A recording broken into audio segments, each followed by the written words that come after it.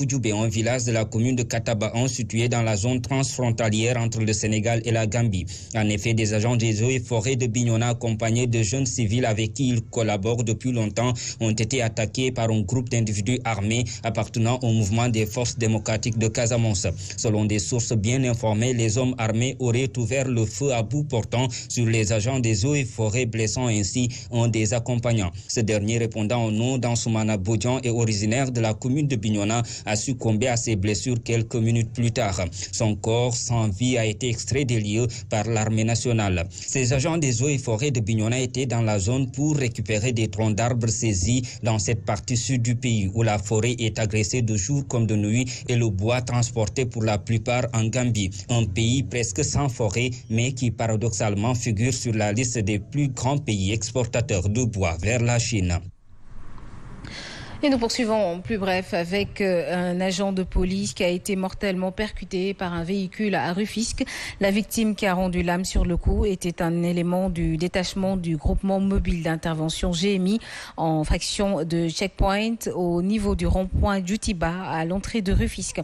Et le conducteur et les occupants du véhicule non immatriculé ont pris la fuite après avoir été poursuivis par des conducteurs de moto Jakarta. Ils ont donc abandonné leur véhicule en crevaison à Diamniadio. Une enquête est donc ouverte. L'ONG Wild du Sénégal dit halte à la circulation illicite des armes donc légères et des armes blanches. Ces armes constituent une menace à la stabilité, à la paix et à la sécurité des citoyens. Aujourd'hui, l'État du Sénégal doit assurer le contrôle à la circulation des armes blanches et harmoniser les conventions de la CEDEAO. Selon Penda Seck Diouf, présidente de la plateforme de veille des femmes pour la paix et la sécurité, je vous propose d'ailleurs de l'écouter. Législation interne avec la convention de la CEDEAO en 2006, adoptée en 2006, et portant sur les armes légères et les armes de petit calibre. Inviter également l'État à mettre en application de manière effective la convention d'Ottawa, ratifiée par le Sénégal et sans réserve. Et cette convention d'Ottawa porte sur les mines, portant sur les mines, donc le déminage et aussi l'appui aux victimes des mines. Les budgets sur les armes, à les réutiliser dans les activités éducatives, dans les activités sanitaires, dans le domaine de la santé, dans le domaine de l'éducation. Donc le désarmement, il y a beaucoup d'armes, des budgets qui sont énormément utilisés par les pays. L'ONG Wild, qui était donc à Dalifort pour une journée de sensibilisation sur la prolifération des armes, a même permis à la présidente de la plateforme de veille des femmes pour la paix et la sécurité d'interpeller justement le chef de l'État pour une harmonisation des achats aux armes. Penda Seck Diouf pense que ces sommes pharaoniques investies pour l'achat d'armement devraient être investies dans le secteur tel que la santé, l'éducation et l'emploi des jeunes. La présidente de la plateforme de veille des femmes pour la paix et la sécurité que nous écoutons. Les communautés qui disent non à la prolifération et à la circulation illicite des armes blanches. De plus en plus, constat est fait de la circulation illicite des armes blanches et de l'utilisation de ces armes blanches. Et des armes également légères. Les armes légères, elles également ne circulent pas.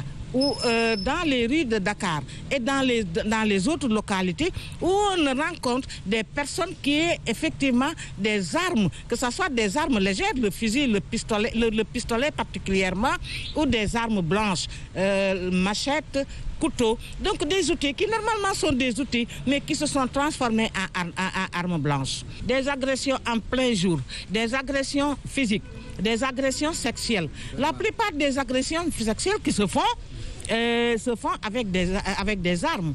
On a assisté à beaucoup. Et nous parlons à présent de nos relations avec la Guinée-Conakry, ce pays qui a décidé depuis le 27 septembre 2020 de fermer donc ses frontières avec 3 pays voisins, dont le Sénégal.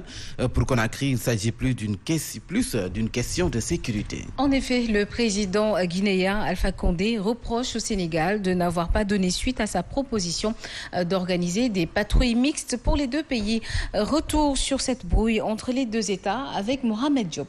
Voilà plus de 9 mois que les accès sont fermés entre le Sénégal et la Guinée-Conakry. Le 27 septembre dernier, 3 semaines avant la présidentielle du 18 octobre, le chef de l'État guinéen, Alpha Condé, avait ordonné la fermeture des frontières avec 3 des 6 voisins du pays, le Sénégal, la Guinée-Bissau et la Sierra Leone. On se rappelle déjà qu'à une délégation conjointe de la CEDEAO, de l'Union africaine et de l'ONU, reçue au palais présidentiel Sékou Touré le 1er octobre, Alpha Condé avait mis en avant des motifs d'ordre sécuritaire. Il reprochait au Sénégal de Macky Sall de ne pas donner suite à sa proposition d'organiser des patrouilles mixtes entre leurs deux pays pour empêcher des infiltrations mal intentionnées. Pour les commerçants, cette fermeture engendre son lot de crispations alors que les Guinéens constituent la plus importante communauté d'expatriés au Sénégal. Les relations commerciales sont florissantes entre les deux États. De l'autre côté, en territoire sénégalais, des longues files de véhicules attendent aussi le rétablissement du trafic. Si les transporteurs immobilisés proviennent du Sénégal, de la Gambie et de la Guinée, 98% d'entre eux sont de nationalité guinéenne et sont des citoyens bloqués à l'extérieur de leur pays, une violation des règles de libre circulation des personnes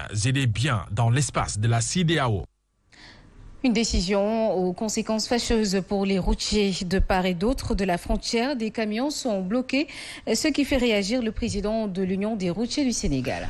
Gorahoum, joint au téléphone, révèle que les nombreuses démarches effectuées auprès des autorités guinéennes et sénégalaises n'ont rien donné. Nous l'écoutons. Voilà, c'est malheureux, nous sommes désolés en tant qu'acteurs routiers. La fermeture, c'est des questions de politique. Je crois que ça ne devait pas porter préjudice à ce secteur. Parce que les Guinéens en ont besoin pour ce transport, les Sénégalais en ont besoin pour ce transport. Et que la frontière est fermée. Nous avons remis terre et ciel pour que ces frontières soient ouvertes. Dans ce premier temps, nous avons transporté de la marchandise. Nous avons stationné pour la frontière pendant des mois, des mois. Finalement, nous avons débarqué cette marchandise sans qu'on puisse être récupéré nos dus. Donc, nous avons travaillé en perte. Cela, le gouvernement n'a pas réagi par rapport à ça. Des questions de politique ne doivent pas porter préjudice à ces deux populations. Et nous parlons du respect des droits humains dans les prisons. 68 élèves surveillants et 23 cadres donc de l'administration pénitentiaire participent à une formation sur cette thématique. Une initiative de l'Observatoire international des lieux de privation de liberté et Amnesty International. Une occasion saisie pour faire l'état des lieux en matière de respect des droits humains. C'est ce que nous disent nos reporters Charame Tidjansek et Mansour Ndiaye. 65 élèves surveillants et 23 cadres, tous de l'administration pénitentiaire, prennent part à cette session de formation sur les droits humains. Il est initié par l'Observateur national des lieux de privation de liberté et Amnesty International. Afin qu'on ne parle plus ni de torture, ni de mauvais traitements, ni de traitements indignes, inhumains ou dégradants. Des modules du genre viennent toujours renforcer les enseignements dispensés au niveau de l'École nationale d'administration pénitentiaire. Les établissements pénitentiaires, ils puissent non seulement connaître les instruments qui régissent les droits humains, mais aussi respecter et faire respecter ces droits humains dans quand même la prise en charge des personnes classées sous main de justice. L'occasion a été saisie pour faire le point sur la situation des droits humains dans les prisons. Il est certain que ça n'a rien à voir. Nous prenons le désengagement toujours pour améliorer les conditions de vie de la détention. Que les gens soient beaucoup plus à l'aise. Cette session de formation qui a démarré ce jeudi dans la matinée à l'École nationale d'administration pénitentiaire située à Sébi-Ponty va durer 2 jours. Et dans ce journal, sachez que Baïmo Doufal, alias Boy Djiné et 20 autres détenus ont entamé une grève de la faim depuis une semaine au camp pénal de Liberté 6. Quant à Boy Djiné, il exige sa libération car, ayant purgé sa peine, joint au téléphone, sa sœur alerte sur l'état de santé de son frère qui se dégrade de jour en jour. Fatoumata Diop. Tristement célèbre à cause de ses évasions de prison et ses péripéties avec la justice. Baïmo Doufal, alias Boy Djiné, observe depuis quelques jours une grève de la faim. Boy Djiné exige sa libération pour, dit-il, avoir purgé toutes les peines qui lui ont été infligées. Sa sœur, Mariam Fall, jointe au téléphone, avertit les autorités sur l'état de santé de son frère. Selon elle, Boy Djiné ne mange plus et refuse qu'on lui fasse une perfusion. Sa sœur d'ajouter que le détenu a dit clairement qu'il est prêt à a y laissé sa vie. En prison depuis 2013, il a été jugé sur tous les dossiers dans lesquels il a été impliqué, ajoute sa sœur. Il a purgé toutes les peines. Pour rappel, au mois de novembre 2020, lors de son dernier procès, Boy Djiné avait été condamné à 2 ans de prison pour des faits de vol commis en temps de nuit. Une peine qu'il avait déjà purgée car en détention provisoire depuis 2015. Toutefois, son séjour carcéral a été prolongé car il y avait encore d'autres procédures judiciaires qui planent toujours sur sa tête. Et nous parlons politique des partisans d'Ousmane Sonko dont la commune de Ndiaganiao quitte PASTEF pour rallier à l'APR. Ils estiment qu'ils ne sont plus en phase avec leur leader. Ils comptent soutenir la majorité présidentielle lors des prochaines élections locales. Léopold Diouf, ex-chargé des relations de l'organisation des élections du parti PASTEF du département de Meaux, je vous propose de l'écouter.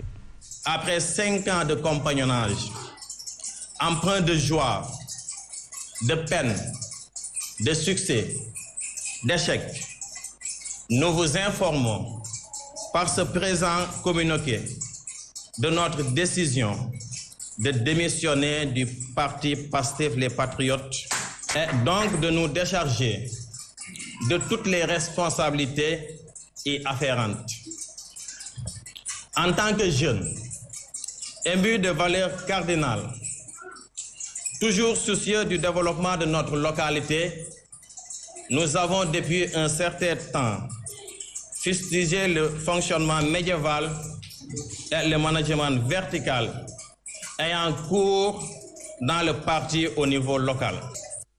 Et dans le département de Dagana, 2 candidats sont en lice. Il s'agit de l'actuel maire Omar Sarr et l'homme d'affaires Cheikh Cissé. Les commentaires vont bon train sur les chances de l'un des potentiels candidats sur l'autre lors de ces joutes électorales. Si certains pensent que Omar Sarr reste le leader incontesté dans ce département, d'autres pensent que Cheikh Cissé doit tenter sa chance pour avoir gagné la confiance d'une grande partie des populations avec toutes ses actions humanitaires. Babacar Niang.